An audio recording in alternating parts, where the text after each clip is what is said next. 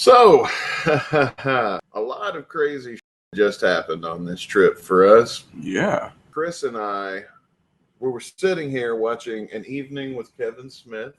Enjoying ourselves, man. Yeah. Somebody in our Discord, who was it, Rhino? But yeah, shout out to Rhino for sending us a clip of Perhaps. So Perhaps did not release on Friday, but somehow it is still in jukeboxes all across America. If you download the TouchTunes app, and Perhaps is on the jukebox there. If you search up Guns N' Roses by artist, go to all albums on there, and you're going to find Perhaps the first thing there. We went to a local watering hole not too far here. So what happened was I got on the app, and I found in our local area, in our local Big Whiskey, you could get songs from TouchTunes. Well, first thing I did was like, they got it, Chris, you want to go?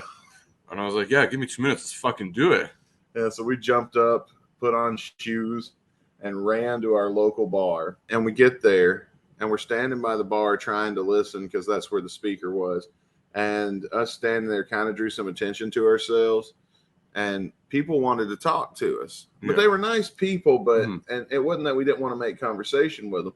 It's that we wanted to listen to the fucking song. Yeah, I'm like, we gotta analyze this shit like second for second, note for note at this point. Yeah. Wait, were you guys born? 80s. Hang on, sorry. I want to hear this. I'm so confused. We'll talk to you in a minute, Mike. We just want to Never too young. let it. Way too young for this. Never too young. How was this in the solo? Was that just last week? Yeah. I can so That's what's appreciate how into They really prefer you to be quiet so they can hear it, I think. So we're trying to talk, and so they come over, and they were real friendly, so we had to talk to them. We couldn't be dicks to them. But we still didn't really get to hear Perhaps like we wanted to. Yeah. And so our next move was we played it again, but this time we went to a private room in the bar. It was fucking good, man. So pretty much, I think if you're expecting the leak version with just new guitars, that's pretty much it. Yeah. And admittedly, we weren't able to hear as much of it as we probably would have liked. And we couldn't really hear the bass all that well. Yeah. So I don't know if that's any different. But structure-wise, it doesn't seem to have changed. It seems like literally all they did was delete out the old guitars and put in new guitars. In some parts, yeah. Like, so you're not going to get that old Brian May solo in there anymore. The new Slash solo isn't too bad, actually. So give credits to him for that.